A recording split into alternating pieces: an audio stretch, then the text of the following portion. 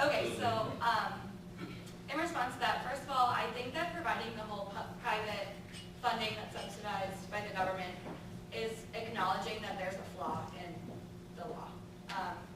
So that's my perspective on that little piece. But also, I think that it's really important that the whole underlying notion is that we're recognizing that this is meaningful to people, and that there should, as long as everyone is afforded the same opportunities, then there's no reason why it should be distracting to someone.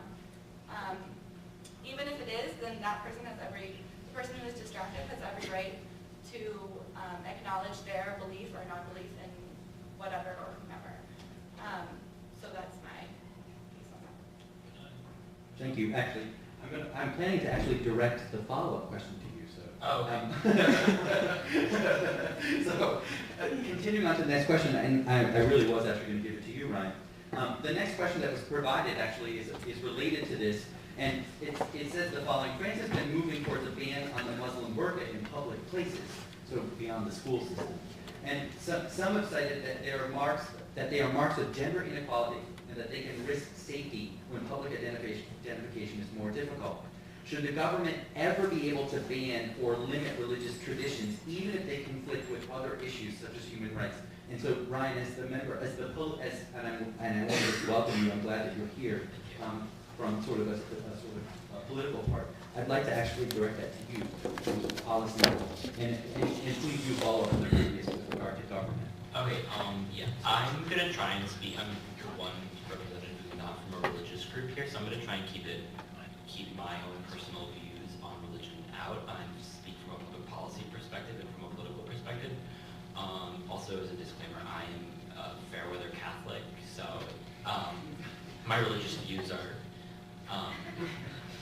changing and evolving. But from a public policy standpoint within the United States, there's absolutely no way the court system would ever allow the government to ban the burqa in public. It's absolutely outside the bounds of what the United States government would ever be allowed to do. The First Amendment and court cases are exceedingly clear that people have the right to express their own religious views in public and private, as long as they keep it, as long as it doesn't interfere with, as long as it doesn't directly impact public safety, and there's no way the burqa would do that. So I think the government never in the United States be allowed to do that. I think that's the exact role the government should take. I think there's a separation of church and state, and the government shouldn't endorse a religious tradition, and the church shouldn't be involved in politics. But in terms of the school system, the courts have taken a little more narrow view. They uphold the rights of schools to make certain determinations. That said, in Tinker v. Des Moines, the Supreme Court upheld the right of students to have political speech and protest the war in Vietnam. And there is also still a lot of court law that also does allow student groups and student prayer if it's done privately. So I really also can't see the government banning a religious expression. If it was wearing the burqa, wearing a specific religious symbol in schools, and I do really think that that's the way we should do it, and the way that we do it. France is a different society than ours, but I think we respect religious pluralism, and the government does not have the right to influence religious traditions so directly as they did in France. So that's my perspective. Thank you. Would anyone like to follow up? I would like to. Hi, I'm Charles from the Christian Fellowship. I'd like to echo what Emily said in terms of being a Christian myself, but not necessarily representing the views of all the myriad of different types of Christians or other individuals who call themselves Christians, or even the Christian Fellowship itself. And I hope the French will not feel slighted if I speak on what their government should or should not do. but I do believe that it isn't ethical. They shouldn't be able to ban the burqa or any, or connecting it with the first question, kind of the ostentatious religious symbols. I think the burqa specifically for 3 reasons. One, it's true that the government does have a commitment to law, order, and the general welfare, public safety, but I'm not sure that the burqa is a concern that really threatens that. And if someone thinks it is, I think it would be helpful to try and figure out ways around it.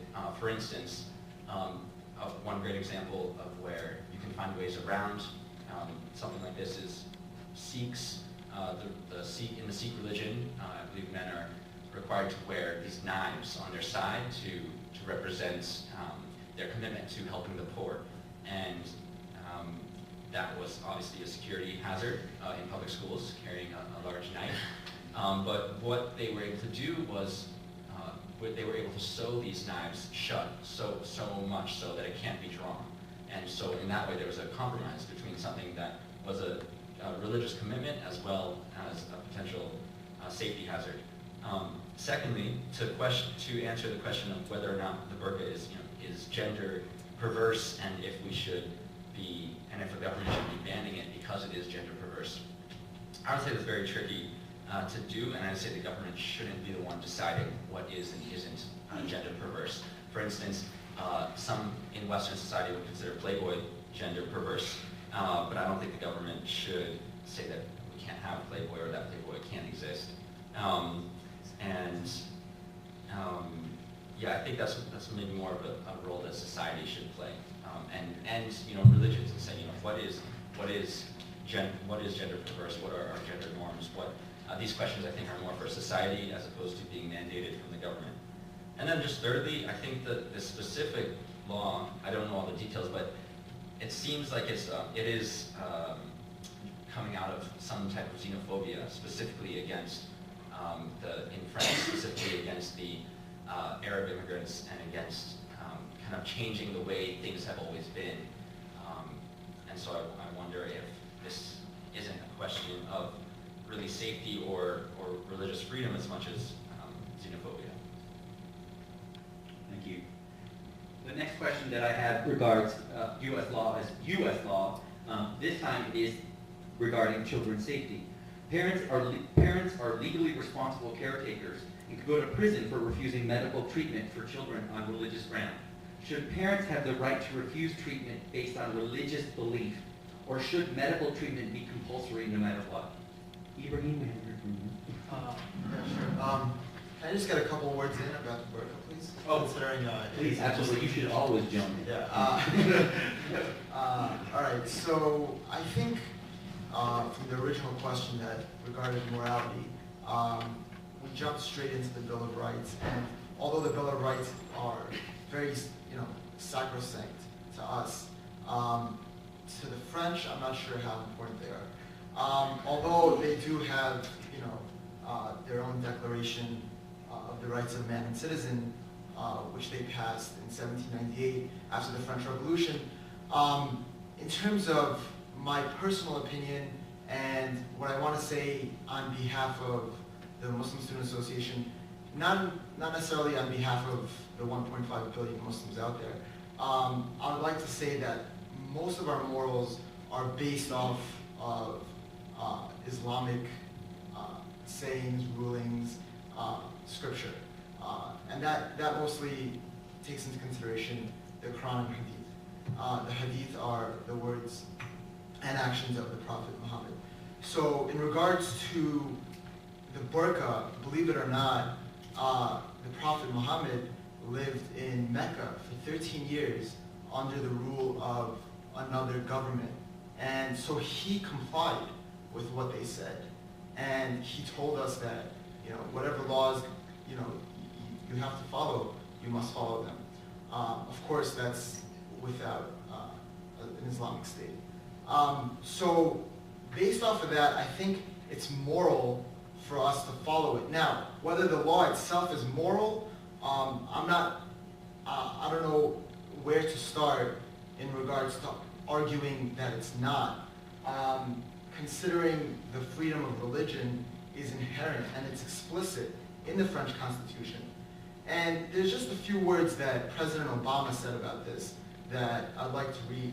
He said, "It's important for Western democracies to avoid impeding Muslim citizens from practicing religion as they see fit. For instance, by dictating what clothes a Muslim woman should wear. We can't disguise hostility towards any religion behind the pretense of liberalism." Or you could also call it secularity.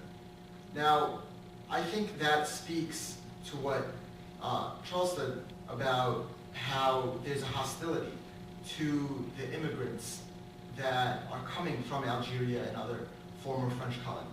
So, you know, in regards to the law itself, I agree with Emily that it is something that I consider immoral. In regard, can you repeat your second question again? Yeah, I will, because